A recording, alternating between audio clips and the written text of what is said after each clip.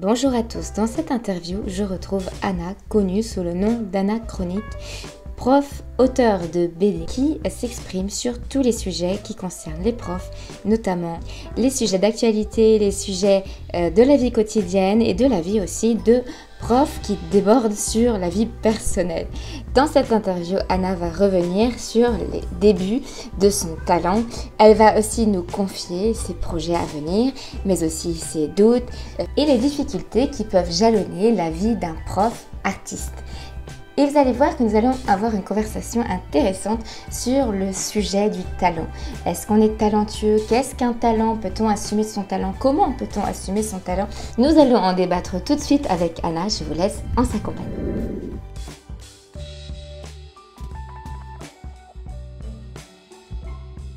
Bonjour et bienvenue dans cette interview qui a lieu dans le cadre de la Semaine du talent enseignant.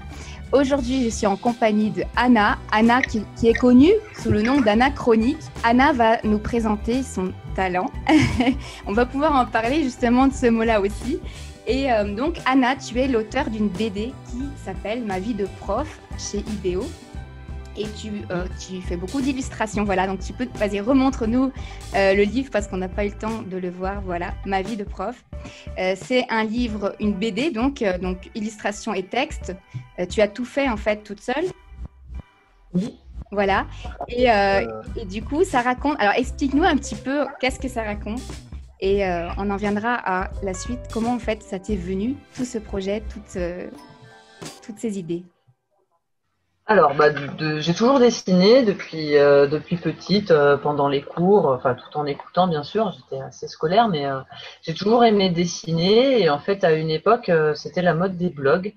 Et en rentrant dans l'enseignement, des fois, il y a des situations qui sont conflictuelles ou des situations qui sont marrantes. Et j'ai eu l'idée de les mettre en dessin. Et donc, j'avais un blog à l'époque.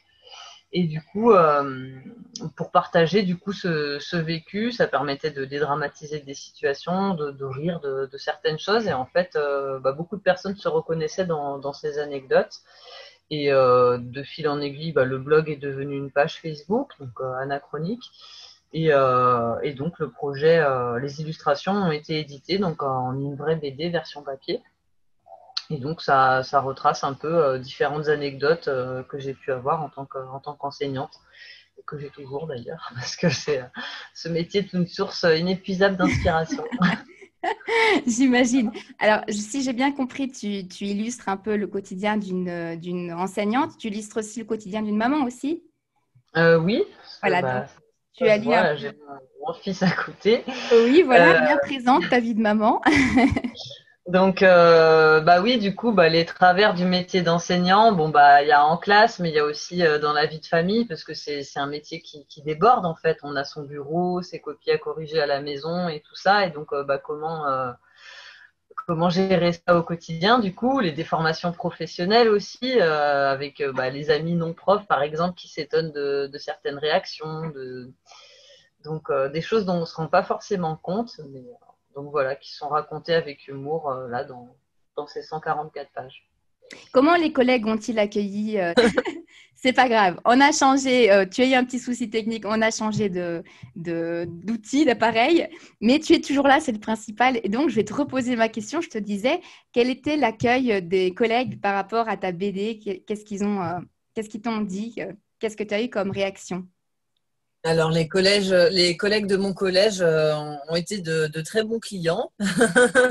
Ça m'a beaucoup touchée, mais du coup ils m'ont soutenue, ils m'ont dit c'est chouette ce que tu fais. Enfin, quand j'en parle après là maintenant j'ai fait ma rentrée dans un nouveau collège, donc c'est différent. Je suis pas du genre à me mettre en avant, là il y a pas de collègues qui sont au courant. Mais dans mon ancien collège, en tout cas, ça a été accueilli avec beaucoup d'enthousiasme. Les collègues m'ont demandé des dédicaces, ils en ont offert autour d'eux, donc ça a été très chaleureusement accueilli. Certains se sont même retrouvés dans la BD, parce qu'après j'ai pas mal muté aussi dans ma carrière en ayant été TZR, en ayant des mutations en région parisienne, dans le sud, à l'étranger, etc. Donc ça résume aussi. Il y a des collègues qui se retrouvent dedans, qui m'ont prêté leurs anecdotes, qui m'ont prêté leurs traits. Donc un accueil très chaleureux. Très chaleureux. Tu as eu d'autres réactions différentes ou bien globalement, c'était plutôt chaleureux? Bah, ça reste. Après, c'est un cercle assez fermé en fait, parce que là, les collègues dont je parle, c'est des collègues avec lesquels j'avais sympathisé. Mm. Après, les collègues avec lesquels j'ai pas d'affinité en salle des profs, bah, du coup, on n'échange pas sur des thèmes personnels. Et donc ça, c'est un thème personnel sur lequel bah, j'échange pas s'il n'y Mm. a pas d'atome creux, quoi. Et Mais, par rapport, alors tu l'as diffusé sur le web, comme tu disais, tu as commencé avec un blog, donc j'imagine aussi que tu as eu des échos de beaucoup plus loin que ton collège. oui, oui, oui. Bah, sur la page, bon, c'est quand même majoritairement suivi par des enseignants ou des personnes de la communauté éducative. Je le vois par rapport aux réactions. Et puis bah, après, c'est toujours à double tranchant en fait, parce que bah, parfois, ça me sert d'exutoire, hein, je ne vais pas me voiler la face. Et il y a de l'humour, c'est bienveillant, mais des fois, c'est un petit peu plus piquant. Et des Mm. fois, il y a des gens qui ont du mal avec cet humour-là. Et des fois, les commentaires sont assez déplaisants, par contre. C'est le revers d'Internet. Oui, Les gens, c'est-à-dire que on a les profs, les un peu haters plein. qui viennent, qui s'invitent parmi les commentaires sympathiques, quoi. Ouais, exactement. Donc voilà, ça c'est moins cool, mais bon. Au début, tu commençais par griffonner sur un blog et après, ça Oui, s'est fini avec un livre édité. Donc, entre oui. le début et aujourd'hui, est-ce que tu dirais que ta vision sur cette capacité que tu as à illustrer les scènes de vie, est-ce que ça a évolué? Est-ce que ça a pris de la place dans ta vie? Ah bah oui, oui, oui, mais j'aimerais que ça en prenne plus. Après, bon bah là, j'ai fait ma rentrée dans un nouveau collège, donc là, depuis la rentrée, j'ai très très peu alimenté ma page parce que je suis très occupée. Après, voilà, mon boulot d'enseignante, ça reste mon premier boulot, je le fais avec conscience. J'ai été inspectée, donc j'ai pas autant de temps que ce que j'aimerais en plus. Puis après, mes enfants sont petits et, euh, et j'aimerais réduire mon temps d'enseignement pour avoir plus de temps pour créer. Et donc, l'objectif, ce serait de passer à un temps partiel pour Oui. pouvoir développer ça. Donc, tu aurais quoi comme projet derrière Bah donc j'aimerais bien sortir aussi du milieu enseignant, aborder d'autres thèmes qui me tiennent à cœur, mais dont j'ai pas forcément le temps, parce que bah, il faudrait que j'essaye différentes techniques, que je me forme aussi sur le logiciel de dessin, et j'ai pas forcément beaucoup de temps pour ça. J'aimerais aussi utiliser mon compte personnel de formation, par exemple, pour financer une formation dans le graphisme, mais j'ai essayé et ça marche pas, c'est verrouillé. C'est le souci que rencontrent beaucoup de collègues. Et du coup, comment tu te formes là actuellement? C'est ton expérience Oh personnelle? bah, alors là, ouais, voilà, là c'est du bricolage en regardant des tutos, des personnes qui partagent enfin voilà, des tutos sur Photoshop. Après, bah, en crayonnant aussi moi-même, je voudrais par exemple, là j'ai un projet d'illustration pour un livre pour enfants. Et puis après, dans un autre registre aussi, illustrer un récit de vie. Donc là, des choses qui sont complètement différentes. Oui, j'allais te poser la question, ça t'a amené d'autres projets en fait, cette visibilité que tu as eue avec ta page Facebook et le blog? Bah là, les deux dont je parle sans parler, puisque vu que rien n'est signé pour l'instant, Oui. c'est pas officiel. Mais oui, là, j'ai deux projets en cours. D'accord. Donc, il ne faut pas nous en dire plus pour le moment, mais finalement, tu as des choses qui vont venir par la suite s'ajouter. Tout à l'heure, on disait en off, on disait en off que je te parlais de talent et toi, tu as réagi quand j'ai utilisé ce mot. Tu peux me dire qu'est-ce qui t'a fait réagir par rapport au mot talent? Bah, je sais pas comment dire. Talent, ça fait très penser à la France a un incroyable talent, des gens qui Hmm. se mettent en scène, etc. Et c'est vrai qu'en tant qu'enseignant, on n'est pas habitué. Enfin, même si au final, c'est comme si on était sur scène hein, quand on est en cours, mais c'est vrai qu'on n'est pas habitué à être valorisé pour je sais pas comment dire, oui, voilà, pour quelque chose de spécifique. Tu l'as jamais appelé talent, en fait, cette activité. Non, non, parce que c'était toujours à côté, voilà, enfin, comme un loisir. Un loisir. Oui. Tu voyais ça comme un loisir. Mais maintenant que ça commence à prendre une certaine forme et que tu as des nouveaux projets, comment tu vas l'appeler? Toujours loisir ou bien Bah, c'est une passion. passion? En même temps, enfin, ouais, il y a des gens qui ont besoin de fumer, etc. Moi, j'ai besoin de dessiner, j'ai besoin Une de addiction. crayonner tout le temps. Oui, voilà. Et d'exprimer des choses aussi. Enfin, par exemple, par rapport à des fois, alors là, je manque de temps, mais par rapport à l'actualité et tout, pour permettre de réagir, en fait, de sortir des fois un trop plein d'émotions, de choses. Ça permet de. Ouais, c'est à la fois une passion et à la fois un besoin. Et est-ce que ça t'a aidé à vivre mieux ta profession d'enseignante ou pas? Ah oui, beaucoup, oui. L'humour, ça permet de prendre les choses à distance, donc clairement, oui. Donc, Et puis après, les élèves, quand ils le savent aussi, ils en rigolent. Donc là, mes nouveaux élèves le savent pas, mais mes anciens élèves le savaient. Ils voulaient être dans la BD, ils essayaient de me faire rire et tout. Et donc, ça devenait un challenge en fait. c'était rigolo, ouais. D'accord. Donc du coup, alors c'est pas tout à fait un talent, c'est une passion. Ce serait un talent si quoi? À quelles conditions ça deviendrait un talent? Ouh, si j'étais approchée par une grande maison d'édition, Hein. d'arriver à Dans la remplir les livres. légitimité que tu recevrais de l'extérieur, c'est ça en fait qui te manque aujourd'hui. Oui, je pense que oui. Donc si demain un grand éditeur débarque chez toi pour te dire je vous prends votre projet, ça y est, tu t'autoriserais à nommer ça talent. À ne plus rigoler, Je te si on me le cuisine. dit. Je te cuisine. Oui, c'est ça. Oui, non, j'ai pas. Disons que voilà, ne plus rigoler si jamais si jamais on me le dit. Mais après, de moi-même, c'est vrai que dans l'enseignement, on ne sait pas se vendre, on ne sait pas parler On de a soi en besoin de termes se de vendre pour avoir du talent. vaste question. Je suis là pour poser les questions. C'est la position facile. Mais c'est vrai que souvent, je rencontre beaucoup de collègues qui sont beaucoup bloqués sur ça. C'est-à-dire que la valorisation manque tellement par rapport à l'image qu'ils ont d'eux-mêmes, déjà dans leur métier et du coup aussi dans le personnel, ça influe, hein. Du coup, ils ont beaucoup de mal à parler de ce sujet. Rien que le fait de parler de ce sujet, tu vois, c'est quelque chose qui est délicat. Et ils ont du mal à s'exprimer sur ça, à se dire est-ce que j'ai un talent? Non. Est-ce que je peux me permettre? Est-ce que je peux oser me dire ça? C'est quelque chose qui revient souvent. Donc, c'est pour ça aussi que je fais cette interview avec toi. C'est aussi pour approfondir cette question. Donc, je ne sais même plus quelle était ma question de départ. Du coup, je ne sais pas si tu as répondu. Je crois que tu n'as pas répondu en plus. Bon, j'ai essayé de passer à travers. Ouais, c'est ça. Non, C'est le pas réussi. talent, je dis oui, peut-être oui, si une grande maison d'édition m'approchait, que j'arrivais à vivre voilà, de cette passion, oui, à ce moment-là, je m'autoriserais à dire talent.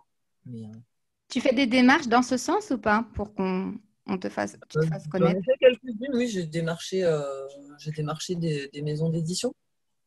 Mais Pour le moment, on verra si j'ai des réponses. ouais, Parce que d'accord. là, j'avais pensé à un tome 2 de ma vie de prof confinée, mais mon éditeur actuel souhaite pas l'éditer parce qu'il il pense que le confinement, c'est un sujet qui est sensible et l'éditeur pense que c'est pas le moment de sortir quelque chose dessus, que les gens ont plutôt envie d'aller de l'avant, d'oublier cette période.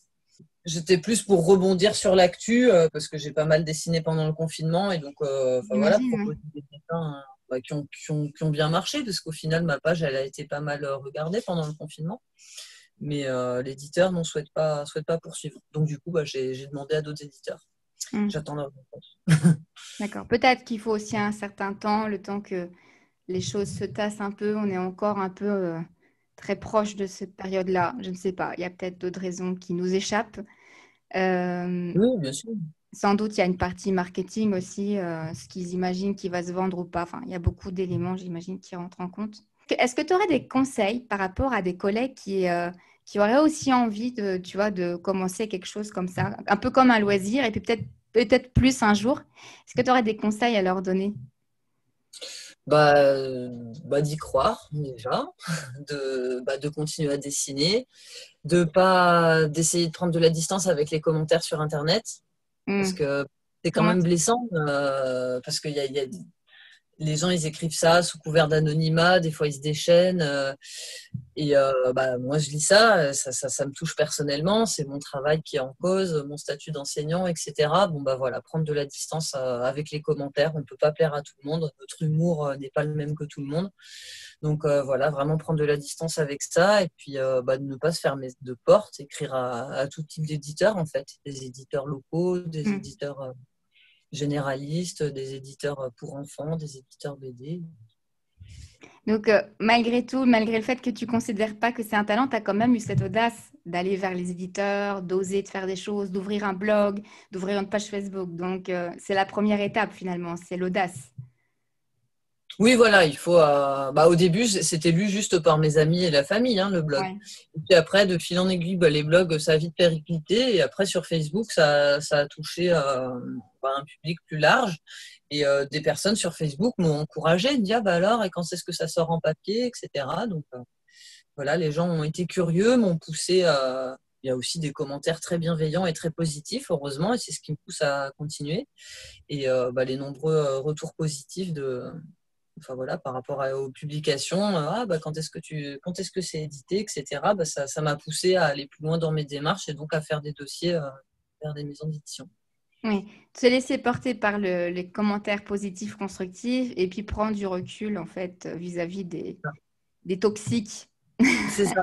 Je crois que c'est comme ça partout, même dans notre métier en fait. C'est s'éloigner de ce qui des personnes qui nous blessent, parce qu'il y en aura toujours en fait, même dans la vraie vie, pas juste sur Internet. Donc se mettre un peu des barrières et puis se protéger et en même temps s'appuyer sur ceux qui nous poussent à aller vers l'avant, quoi. Exactement.